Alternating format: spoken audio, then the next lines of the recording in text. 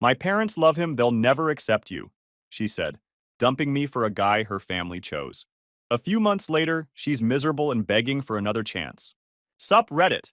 Never thought I'd be airing relationship drama here. But here we are, 2 years later, and my ex is still losing her mind trying to crawl back into my life. This story's got everything: family manipulation, golden boy syndrome, restraining orders, and an ending that'll make you believe in karma again. Let's start from the beginning. I'm Martin, 28 male, and have been working as a plumber since I was 20. Good money too, pulling in about $75,000 a year in the Midwest, plus side jobs that easily bump that to $90,000 when I hustle. My dad taught me the trade before cancer took him when I was 25. Real salt of the earth type who always said, measure twice, cut once, and never let anyone make you feel small for honest work. 5 years ago, I met Sloan at a community college welding class. Yeah, I know, a plumber taking welding classes sounds like overkill, but I like learning new skills that make me more money. Sloan was 24, brunette, cute in that girl next doorway. Working on some communications degree her parents were funding while she found herself. She seemed different from the usual college crowd, didn't mind that I showed up with grease under my nails, laughed at my jokes about dealing with backed-up toilets, and actually seemed impressed that I owned my own truck and tools. My truck at the time was a 2018 F-150, fully loaded with a tool bed I'd custom built myself. It was paid off and earned me a living. Sloan would always comment on how practical and responsible I was compared to other guys her age. We'd grab coffee after class, and she'd complain about her uptight family. Her parents weren't rich, but they sure as heck acted like they were. Dad sold insurance for State Farm, Mom worked part-time as a dental hygienist, but they lived in this cookie-cutter subdivision called Meadowbrook Estates. You know the type: HOA Nazis, perfectly manicured lawns, and neighbors who judge you based on what you drive. They had a BMW 3 Series with payments that probably kept them up at night, shopped at stores they couldn't afford, and posted Instagram pics at Olive Garden like they were dining at some five-star joint. Everything about them screamed, "Fake it till you make it," except they'd been faking it so long they forgot they hadn't made it. Sloan seemed different at first. "I don't care about their status obsession," she'd say while rolling her eyes. "I just want someone real, you know? Someone who works hard and doesn't pretend to be something they're not." That should have been red flag number one. In my experience, anyone who says they don't care about something usually cares about it more than anything else in the world. The first time Sloan brought me home to meet the family was like walking into a sitcom. Her parents lived in this beige house that looked exactly like every other house on the street, except theirs had a BMW in the driveway and a live laugh love sign by the front door. Her dad, Edward, was this thin guy with a receding hairline who wore polo shirts and khakis, like it was his uniform. The type who probably practiced his handshake in the mirror and called everyone champ or buddy. He answered the door with this fake smile and immediately launched into the Spanish Inquisition. "So, Martin, plumbing, that's interesting. Is that your long-term plan? Or are you thinking about maybe going back to school? You know, Sloane's communications degree is really opening doors for her." "Yeah, it's working out pretty well so far," I said with a shrug. "Pays decent." Sloane squeezed my hand and gave me that look. You know the one. The, please just get along with my crazy family look that every guy learns to read eventually. What Edward didn't know was that my decent pay was probably double what he made selling insurance policies to people who couldn't afford them. But I kept that information to myself. Her mom, Carol, was worse. This bleached blonde woman who looked like she'd stepped out of a Real Housewives casting call, but the low-budget version. She spent the entire dinner making these passive-aggressive comments that were technically compliments but felt like insults. "Oh, Martin, you must get so dirty at work. I just couldn't handle that smell on my husband." Then she'd laugh like it was the funniest thing ever, while Edward chuckled along like a seal. "It's so nice that Sloan found someone so practical. Edward and I were just saying how we need to get our guest bathroom redone. Maybe you could recommend someone professional?" "Yeah, I know a guy," I said. What she meant was someone professional, as in not me. Like I was some hack with a plunger instead of a licensed tradesman with 8 years of experience. But the real star of this show? Sloane's younger sister, Brittany. 22 years old, still living at home, working part-time at Sephora at the mall. But this girl acted like she was running a company. She had opinions about everything and the emotional maturity of a wet napkin. Brittany waltzed into dinner, wearing enough makeup to paint a house, carrying her phone like it was a sacred artifact, and immediately started stirring the pot. "Sloan, guess who I ran into at Target today? Remember Chase? He asked about you." She said this while staring directly at me, like she was throwing down a challenge. Sloane went red. Brittany, stop it. I'm with Martin now. I'm just saying he looks amazing. Did you know he just got promoted to assistant manager at Morrison Motors? His dad's dealership. That's like really impressive. And he drives that new Camaro now. So cute. This is when I learned about the golden boy. Chase Morrison, 25, known the family since high school. Their families went to the same church. Kids grew up together. Parents were friends. This dude was everything they thought Sloane deserved. Clean job, familiar background, and most importantly, he understood their world. Chase looked like every generic white guy in a stock photo advertising life insurance. Medium height, brown hair, bland face that screamed, "I peaked in high school, but I'm still coasting on that confidence." The dinner went on like this for 2 hours. Every conversation somehow circled back to Chase. His job, his car, his family, his potential. Meanwhile, I sat there eating overcooked chicken and listening to them treat me like I was some charity case Sloane had picked up. When we finally left, Sloane apologized. "They're just protective. They'll warm up to you, I promise." But driving home, I had this sinking feeling that I'd just gotten my first real look at what I was up against. This wasn't about me not being good enough. This was about them having already picked out Sloane's husband, and I was just some inconvenient detour in their master plan. For the next 3 years, I played the long game because I thought Sloane was worth fighting for. We moved in together to a decent 2-bedroom apartment that I could afford without stretching my budget. She was still in school, so I covered most of the bills without complaint. That's what you do when you love someone, right? Wrong. My best friend Daniel tried to warn me from the beginning. Daniel's this stocky Italian guy who runs his own HVAC business. He's got this way of seeing through people's nonsense that's almost supernatural. He would come over on Friday nights, see Sloane getting dressed up for another family dinner, and just shake his head while grabbing a drink from the fridge. "Bro, you're fighting a war you can't win," he'd say. "They've been planning their next 10 moves since before you even sat down at the board." Daniel had been married once, to a woman whose family treated him the same way. Spent 3 years trying to prove himself before she left him for some accountant. But I kept thinking if I proved myself, worked harder, treated Sloane right, saved money, showed them I was serious about their daughter, they'd eventually come around. Man, I was such an idiot. So, here's what Captain Save-A-Ho did. I started picking up extra weekend jobs, side gigs, anything to build up my savings for a ring. Emergency calls paid double time, burst pipes at 2 a.m., backed up commercial drains on Sundays, water heater installations that couldn't wait until Monday.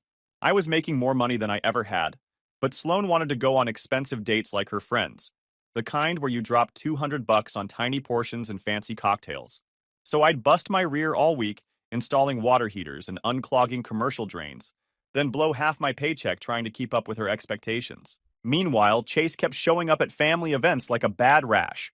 Coincidentally there for every birthday, holiday, random Sunday dinner, church picnic, you name it. Sloane's parents would light up when he walked through the door, like he was their actual son coming home from war. Brittany was his biggest cheerleader, practically bouncing in her seat every time his name came up. Chase is taking night classes now. Business management. That's so smart, thinking about the future. Or, did you see Chase's new apartment? It's in that nice complex by the mall. So sophisticated. The worst part was watching Sloane slowly start parroting their nonsense. It started small, little comments here and there. "Martin, maybe you should think about going back to school. It might open up opportunities. My dad thinks you should consider a more professional career path, something with growth potential." Chase was telling us about his 5-year plan. "Do you have any long-term goals beyond plumbing?"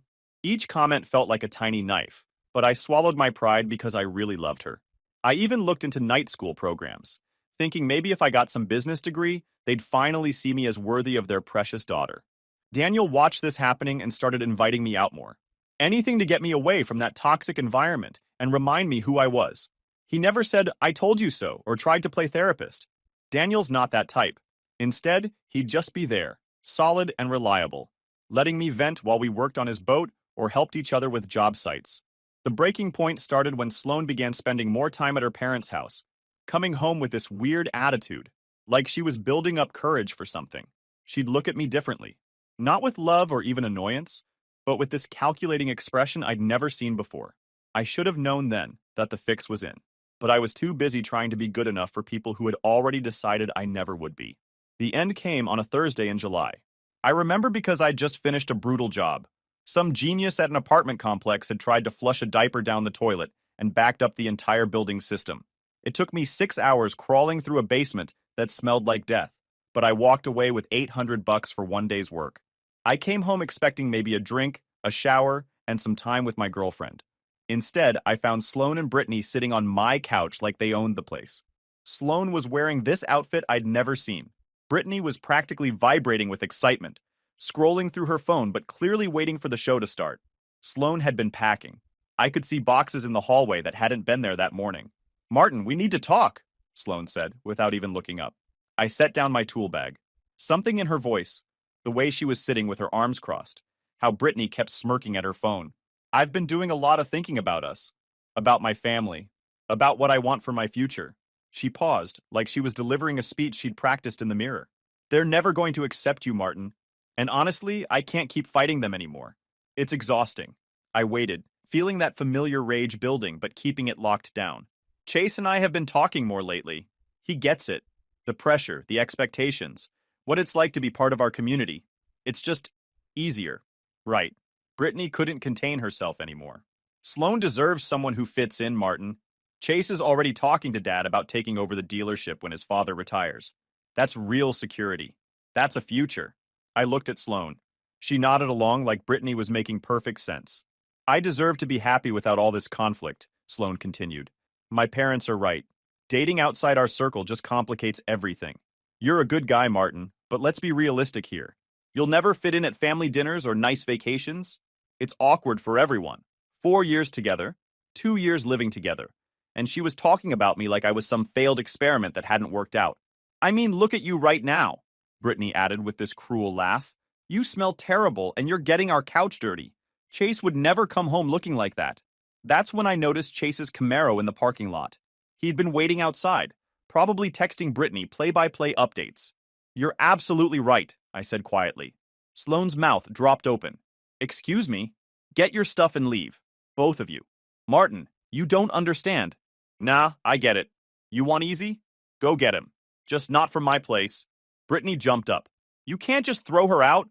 This is her home too. Actually, Brittany, this is my apartment. Sloane's name isn't on anything because she's been playing house instead of paying bills." Sloane went pale. I think this was the first time it hit her that she'd been living in my world, not ours. "Seriously? You're not even going to fight for us? Is it that easy for you to just throw me away?" "Fight for what? You just told me I'm an embarrassment. But I thought we've been together for 4 years. And," Brittany interrupted, "Chase would fight for Sloane. He'd prove himself, do whatever it takes. You're just giving up. Brittany, you live in your parents' basement and sell lipstick at the mall. Maybe sit this one out." Her face went red. "You jerk." "Sloane, pack your things. 30 minutes, then I want you both out." "Where am I supposed to go?" "Ask Chase." Problem solved. The guy was standing in my living room when I came back from the bedroom, like he owned the place. Same smug expression, same backwards baseball cap, same attitude that made you want to knock his teeth out. "Hey, Martin, no hard feelings, right? Sloane and I just have more in common." "Sure thing, champ." As they were loading boxes into Chase's car, Sloane turned back one last time. "This is for the best, Martin. You'll find someone more compatible. Compatible. Like I was a software update that didn't work with their operating system." I watched them drive away, then called Daniel. "It's over. They're gone." "Yes, sir. I'll be there in 20 with food and drinks." That's brotherhood right there. The next few weeks were darker than I want to admit. Getting dumped because you're not good enough for someone's fake family? That cuts deeper than you'd think. But I didn't wallow. Couldn't afford to. I threw myself into work because it was the only thing that made sense anymore. Physical labor, tangible problems, solutions that actually worked when you did them right. Daniel showed up the day after Sloane left with a case of drinks and a job offer. He didn't ask questions, didn't want to talk about feelings, didn't try to tell me everything happens for a reason. He just handed me a drink and got straight to business. "My cousin Rico's got a commercial contract, 30-unit apartment complex, complete plumbing overhaul. Needs to be done in 6 weeks. You in?" "Yeah, I'm in." "Good. We start Monday." "And Martin? Forget that girl. You're better off." That was it. The job was brutal.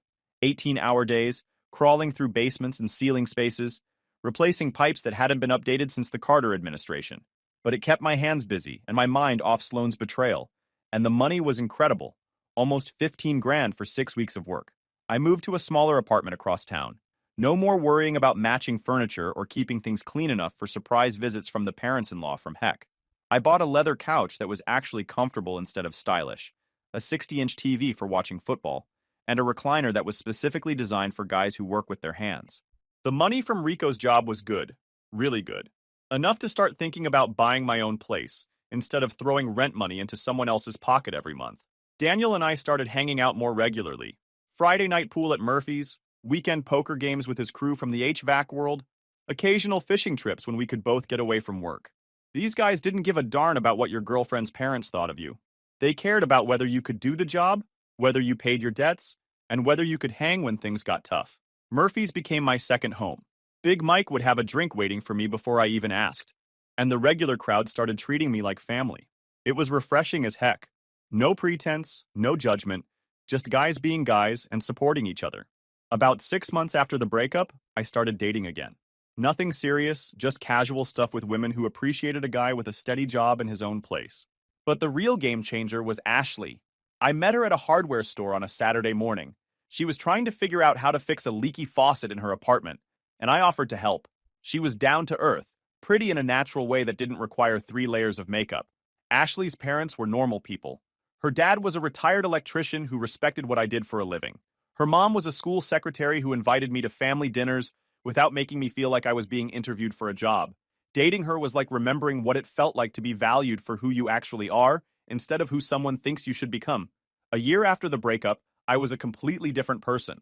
Leaner from all the physical work, bank account healthier than it had been in years, social life that didn't revolve around impressing people who would never be impressed. That's when the karma started rolling in, and it was more beautiful than I could have imagined. About 18 months after Sloan walked out of my life, Daniel showed up at my new place with information and the biggest grin I'd ever seen. I'd bought a small house by then. 3 bedrooms, 2 baths, garage big enough for all my tools and Daniel's boat when he needed storage. Bro, you need to hear this. He cracked open a drink and settled into my new couch like he was getting ready to tell the story of the century. Remember Chase the Golden Boy? I was rebuilding my kitchen sink and barely looked up. What about him? Rico's buddy works at Morrison Motors. Says Chase is a complete disaster. Now he had my attention. Apparently, once Chase won Sloan, the mask came off real quick. Kid's lazy as heck, entitled beyond belief, figured he'd coast on his family connections for the rest of his life. Daniel pulled out his phone and showed me some social media screenshots. Pictures of Chase and Sloan at restaurants, vacation spots, looking like the perfect couple Sloan had always wanted to be part of. But if you looked close, you could see the strain in Sloan's eyes, the forced smile that didn't reach her face. But here's the beautiful part, Daniel continued. Chase's promotion at Daddy's dealership lasted exactly 6 months before they quietly moved him to washing cars in the back lot. The kid couldn't handle basic customer service, kept making potential buyers angry, and got caught sleeping in the office during his lunch breaks. I had to stop working and pay full attention, because this was getting good. It gets better. This guy started treating Sloan like his personal servant the second she moved in with him. Cooking, cleaning, doing his laundry, handling all the adult responsibilities while he plays Xbox and hangs out with his buddies. The irony wasn't lost on me. Chase has been asking Edward for money constantly. Can't make his car payments. Turns out that Camaro was leased and he couldn't afford it. Wants Edward to co-sign loans, pay for his night school classes, cover his credit card bills. The same family that thought you weren't good enough financially is now dealing with their golden boy treating them like a personal ATM. The poetic justice was beautiful. They'd traded a guy who worked his rear off and paid his own bills for a lazy mama's boy who treated Sloan like a maid and them like a bank. But wait, there's more, Daniel said, clearly enjoying himself. Carol's been complaining to anyone who'll listen at church about how disrespectful Chase is at family dinners. Shows up late, doesn't help with dishes, talks back to Edward when he tries to give him advice. I had to laugh. The same parents who'd spent 4 years making me feel like my job wasn't good enough were now dealing with their precious boy insulting their own careers. Wait for the real bomb. Brittany? Hey boy. She's been flirting with Chase since day one. You can't be serious. Dead serious. Sloan caught them texting, and there was this huge fight at a family barbecue. Everyone knows she's trying to steal her sister's boyfriend. That was the cherry on top. The same sister who'd helped convince Sloan to dump me was now trying to poach the guy Sloan had dumped me for. Wait, how the hell do you know all this? I asked. Rico's girlfriend works with Carol at the dentist office. Says Carol comes in every day complaining about Chase, asking if she knows any nice young men who might be interested in Sloan. Apparently, she keeps mentioning how much they miss having you around. I almost choked on my drink. What the heck? Scout's honor. Carol told Rico's girlfriend that you were such a nice boy, and they should never have let Sloan make such a mistake. Like it was Sloan's decision instead of them manipulating her into it. The best part was that while their family was imploding, my life was getting better every day. I'd gotten 2 more big contracts, bought a newer truck with cash, and was planning to propose to Ashley with a ring that would make Sloan's look like it came from a gumball machine. So what are you going to do if they reach out? Daniel asked. Nothing. That's not my circus anymore. But deep down, I was curious to see how much worse it could get for them. I didn't have to wait long to find out. 2 months later, the messages started coming in like a flood. First from numbers I didn't recognize, then through social media accounts I'd forgotten existed, then through mutual friends who suddenly wanted to catch up after months of silence. Martin, it's Sloan. I made a huge mistake. Can we talk? Delete. I miss what we had. Chase is not who I thought he was. Delete. My parents were wrong about everything. They see that now. Can we just... Delete. But she wasn't giving up. The messages got longer, more desperate, more manipulative. Martin, I know you're getting these. Chase has been cheating on me. I caught him with 3 different girls. One of them was my sister. My own sister. Can you believe that? I am heartbroken. Everything's falling apart. My parents are fighting because of the stress. I need someone stable in my life. I need you. Please call me. That stopped me cold. This was better than any soap opera I'd ever seen. I showed the message to Ashley, who was making dinner in my kitchen. Holy cow, your ex is completely nuts.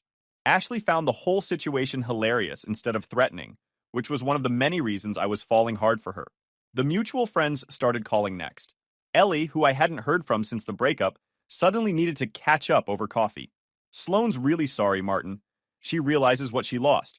Chase has been treating her like garbage, cheating constantly, spending her money. Her parents are devastated. Can't you find it in your heart to forgive her? Nope. But she was young and stupid. Her family pressured her.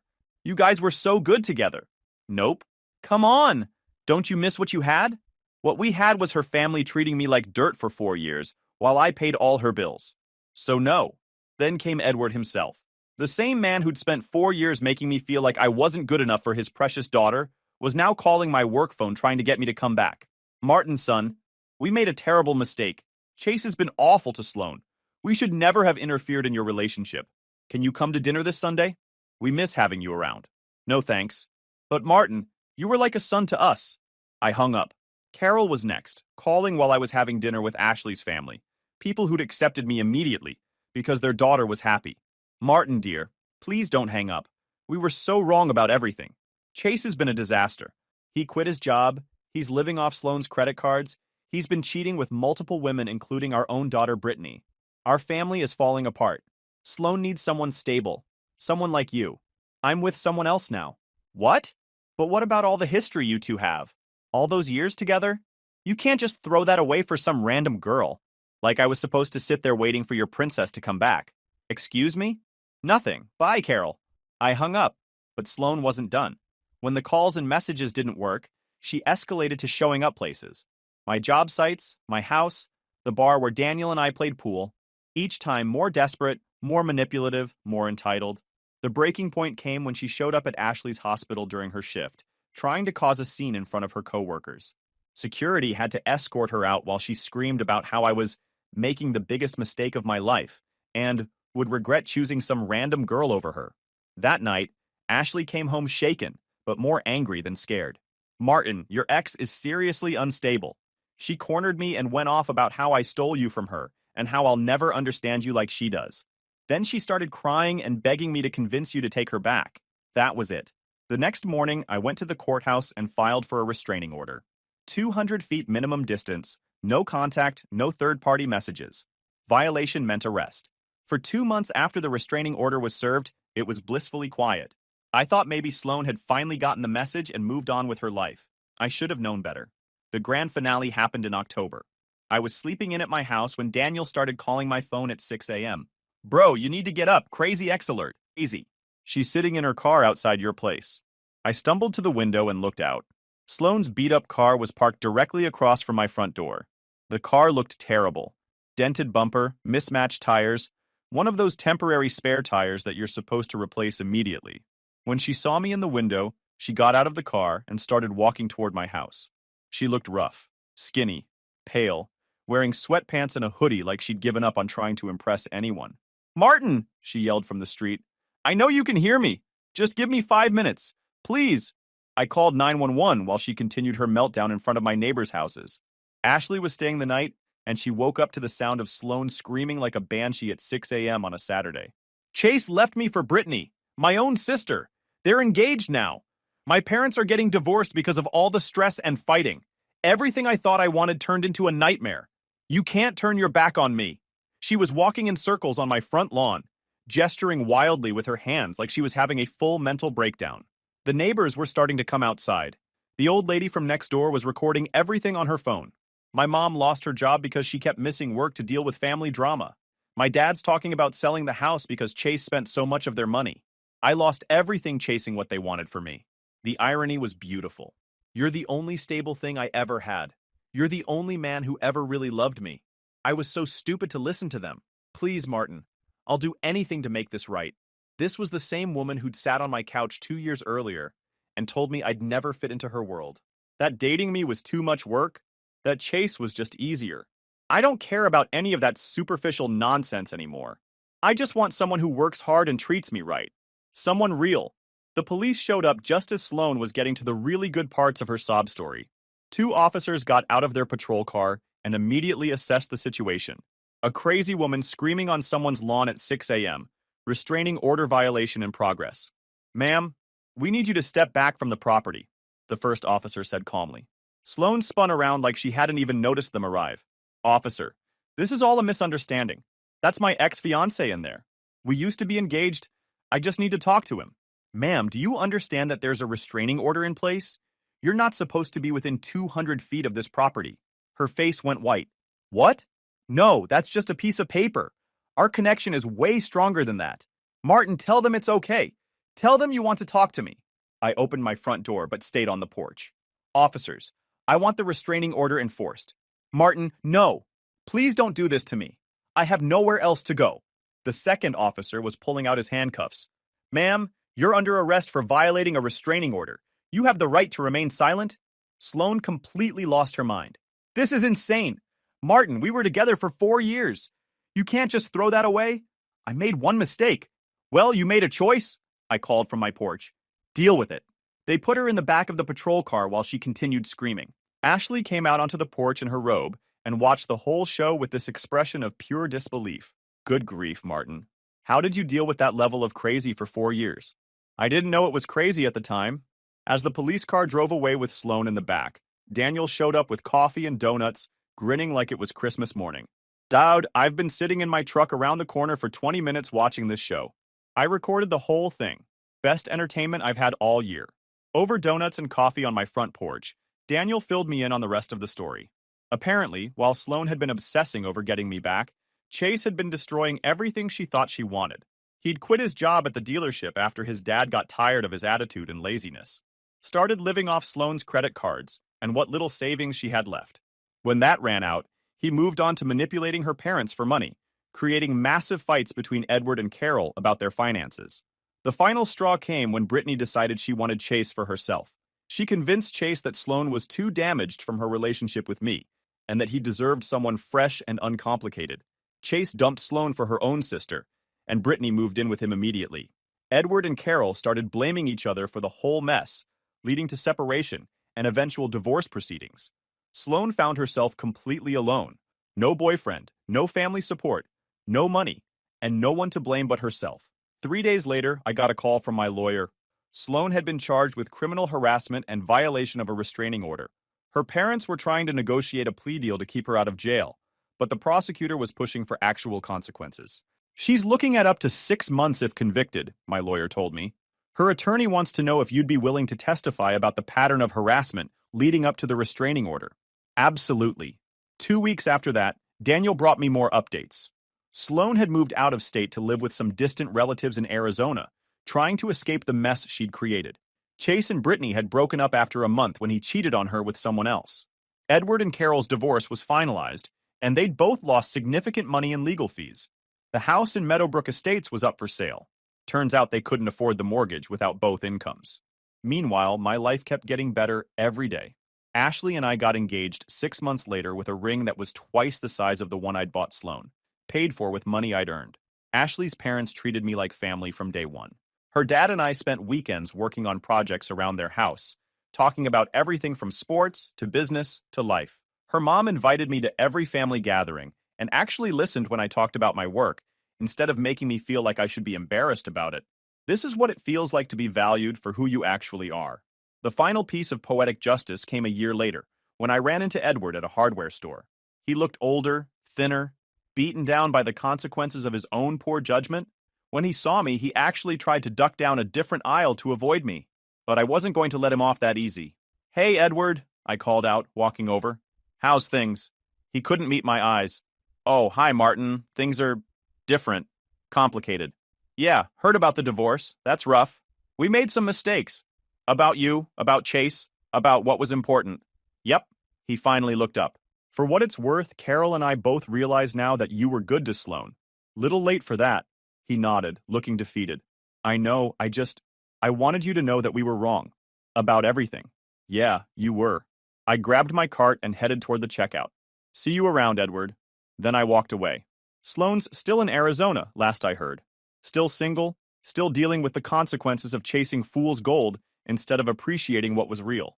Chase has moved on to his next victim, some 19-year-old he met at a bar who doesn't know any better yet. Brittany's back living with her mom in Carol's new apartment, working the same dead-end job. Me? I'm married to Ashley now, running my own business, living in a house I bought with my own money, surrounded by people who actually give a darn about me.